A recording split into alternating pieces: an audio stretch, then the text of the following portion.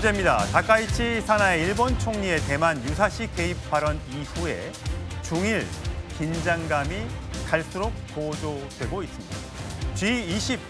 G20에서도요. 성사 여부가 주목이 됐던 중일 양국 간 총리 만남도 결국 불발되었습니다.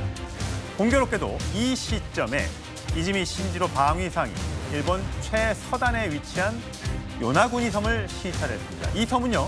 대만에서 불과 110km밖에 떨어져 있지 않습니다. 발언 들어보시죠.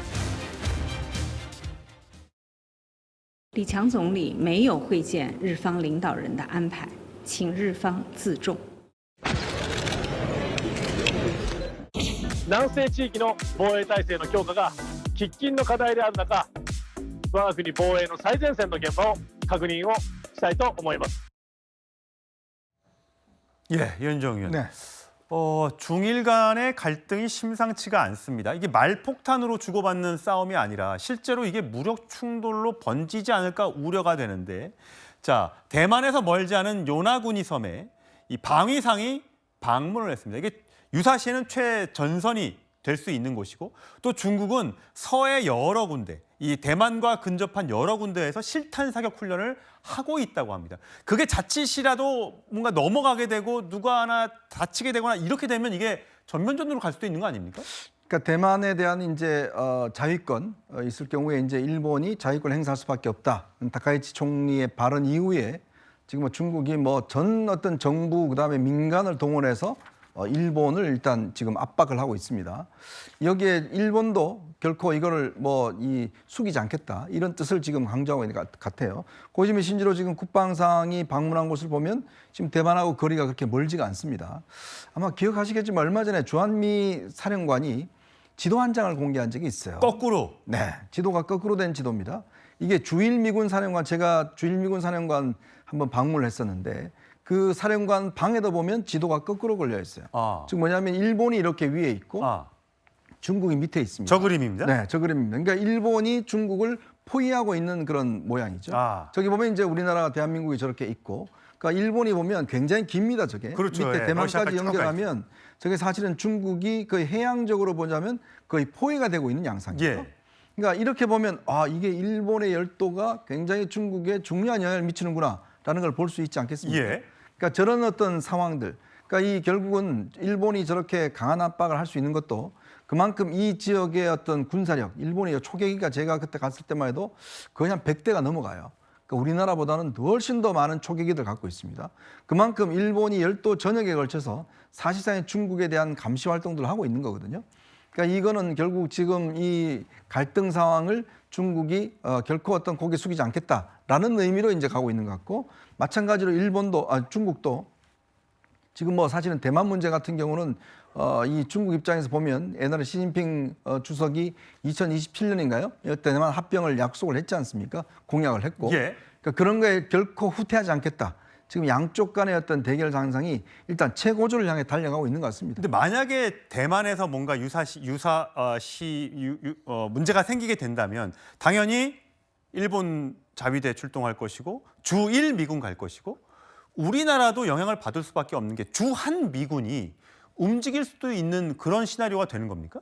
그렇죠. 이게 이제 지금 미국에서 하고 있는 게 유연성, 즉 주한미군이 실질적으로 어떤 유연하게, 왜냐하면 지금 현재로서는 북한에 대한 일단 방어 전략으로 돼 있거든요. 예. 근데 지금 주한미군이 일단 전략을 지금 바꿔서 사실 이쪽 지역에서의 어떤 유연하게 임할 수 있는 그런 어떤 편제로 바꾸고 있는 상황입니다. 우리나라만 지키는 것이 아니라 동아시아에 문제가 생겼을 때 유사시에는 어디든 갈 수 있는. 그렇죠.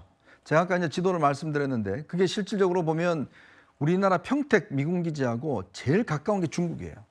사실 그런 걸로 보면 중국이 평택 미군기지에 대해서 굉장한 어떤 이 불만들을 드러내고 있는 거거든요. 예. 사드도 마찬가지지만 사실상 저 지역과 중국과의 어떤 거리가 너무나 가깝기 때문에 실제로 이 대만이라는 곳이 이쪽만 대만만 없으면 중국이 해양으로 나오는데 통로를 마련할 수가 있습니다. 근데 대만이 일단 지금 막고 있기 때문에 중국 입장에서는 대만을 어떻게 하든지 본인들이 이제 다시 가져오겠다라는 의미가 강한데, 문제는 대만이 가지고 있는 경제적 전략적 의미가 굉장히 큰 것이거든요. TSMC도 있고 반도체 문제 등등 있기 때문에 어쨌든 이거는 한미일이 어떤 연대를 형성을 해서 사실상 중국에 대해서 압박을 해야 되는 그런 상황인데 그런 점에서 이제 일본이 이런 부분에 대해서 좀 다카이치 총리가 이번에 이제 연정을 유신회화 했지 않습니까? 예. 그러니까 좀 더 강경한 입장들을 피력하고 있는 것 같습니다. 예.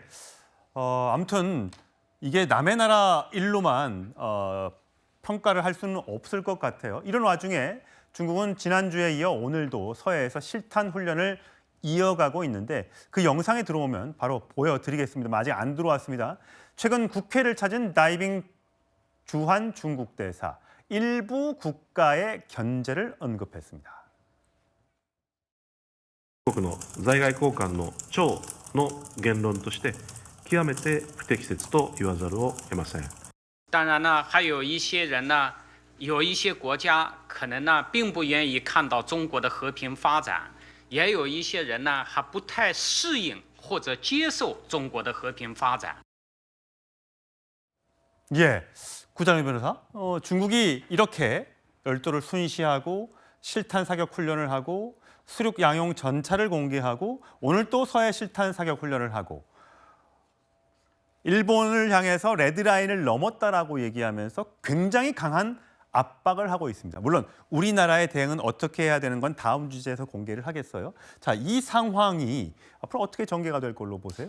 쉽게 봉합되지 않을 겁니다. 왜냐하면 각자 노리는 게 너무 많거든요.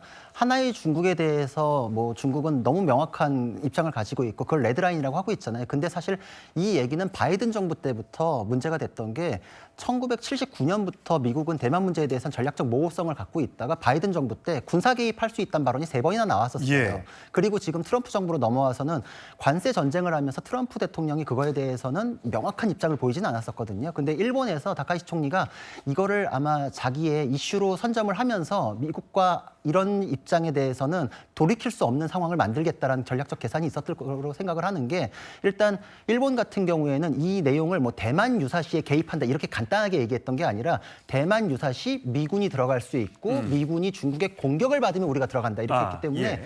미국의 개입 이후에 우리가 집단적 자위권의 명분이 생기기 때문에 들어간다. 그러니까 우리는 미국하고 보조를 함께하는 차원에서만 개입한다라는 것인데 미국하고 찰떡같이 움직인다. 우리는 이 입장에서 정말 공고히 국가 간의 이제 동맹 관계를 확실히 한다라는 것이고, 그럼 우리는 이제 중국과의 대립 관계에 있는 미국에 대해서 입장을 확실히 정했으니까 여기에 대해서 집단적 자위권으로 들어가는 거, 전쟁이 가능한 나라까지 가는 거에 대한 포석이라고 볼 수 있거든요.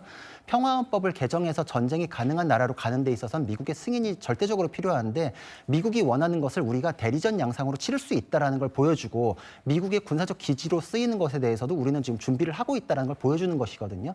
이거는 미국에서 대만에 대한 입장을 가지고 있는 거, 보조를 함께 맞추고 우리는 그거에 대해서 전쟁도 불사할 수 있다. 굉장히 계산된 발언이거든요. 오늘 이렇게 최서단까지 가가지고 군사기지나 이런 걸 둘러본 거는 메시지를 확실히 하는 것이다. 이게 돌발적인 발언이 아니었다. 앞으로 입장을 명확히 한 것에 대해서 그대로 간다라는 것을 일본이 명확히 하고 있기 때문에 중국에서도 저렇게 과민 반응을 할 수밖에 없는데 이게 앞으로 봉합되거나 쉽게 사그라들 문제는 절대 아니라고 생각이 됩니다. 중국의 무력 시위뿐만이 아니고요. 이 다카이치 총리, 이 문제를 가장 먼저 꺼낸 다카이치 총리를 향한 여러 공격들, 온라인상에서도 많이 이루어지고 있습니다. 여러 그림들, 밈들 이런 것들이 많이 돌아다니고 있는데 강성필 부대변인, 네. 일본 입장에서 보면 이런 여러 가지 만화, 뭐 웃자고 하는 거일 수도 있겠습니다만 이 공개한 곳이 주 필리핀 중국 대사관, 뭐 이런 대사관에서 SNS를 통해서 영상들 또는 사진들을 공개하고 있거든요. 이 그림 말고요. 다음 그림 보여주세요. 밑그림으로 보여주시는데 다카이치 총리를 마녀처럼 표현을 하고 거기에 이런 뭐 악마들이 이게 올라오는 이런 사진들을 막 공개하고 있어요. 사실 그만큼 지금 중일 관계가 최악의 상황으로 지금 치닫고 있는 것이죠. 지금 중국 측에서는요, 유엔 사무총장에게 서한까지 보냈습니다. 뭐라고 보냈냐면 지금 일본이 양안 문제에 이렇게 끼어드는 거는 지금 단순히 일본의 의견을 개진한 게 아니라 지금 우리 중국을 침략하는 행위다. 침략이다. 침략했다. 우리 자위권을 발동해야 될 상황이다. 이런 식으로까지 심각하게 얘기를 하고 있고, 그러면서 덧붙여가지고 유엔 헌장에 보면 지금 과거에 이제 독일, 이탈리아, 일본 이렇게 군국주의 국가, 과거에 이런 국가들은 사실 또 한 번 전쟁을 일으키게 된다면 유엔 창설국들인 뭐 미국, 프랑스, 우리 중국은 힘을 합쳐서 군사행동을 해야 된다라는 식으로 엄포를 놓고 있는데 예. 이거 외신들은 최근에 들어서 중국의 가장 강력하고 실질적으로 정말 이 제대로 항의를 하고 있는 것이라고 평가를 하고 있기 때문에 이 부분에 있어서는 사실 일본이 어떻게 보면 먼저 좀 시작을 했다고 우리가 볼 수 있는 거 아니겠습니까? 그렇기 때문에 이 부분에 있어서는 중국으로서는 당연한 어떤 반응이다 그렇게 분석할 수 있겠습니다. 이현정 의원, 지금 G20 정상회담장에서 두 사람은 중국과 일본 정상은 사실 쳐다도 안 보고 회담도 하지 않았고요. 또 단체 사진을 찍는데도 멀찌감치 떨어져서 다른 데를 보고 있는 장면들이 굉장히 화제가 되고 있습니다. 네. 근데 사실 다카이시 총리는 가서 우리 만날 거다.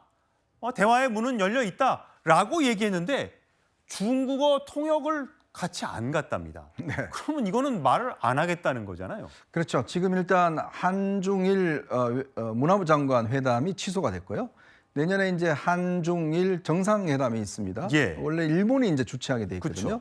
근데 이제 일본 측에서 아마 중국 측에 타진을 한 모양인데 중국 측에서 안 한다라는 입장을 밝힌 것 같아요. 이게 이제 셔틀식으로 이제 계속 회담이 되어 왔는데 이것 때문에 일단 중단이 된 것 같습니다.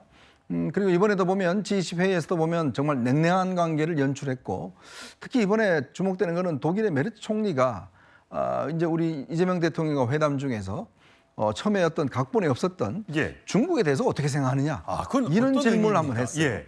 그러니까 이 독일도 마찬가지로 중국에 대해서는 좀 강한 입장. 왜냐하면 독일이 사실 그동안 중국과 관계가 괜찮았거든요. 근데 지금 일단 이 독일과 중국 보수적인 지금 총리가 들어오는 바람에 그러니까 이 중국 문제에 대한 여러 가지 어떤 좀 예전보다는 좀 다른 입장을 취하고 있어요. 이게 사회주의 국가 세력과 이 민주주의 세력과의 어떤 이 대결 구도, 우크라이나 전쟁도 마찬가지니까요. 여기에서 어디 편이 너희는 서느냐 이걸 물어본 거예요. 그렇죠. 아주 우리 쪽으로서는 곤란한 이야기를 한 겁니다.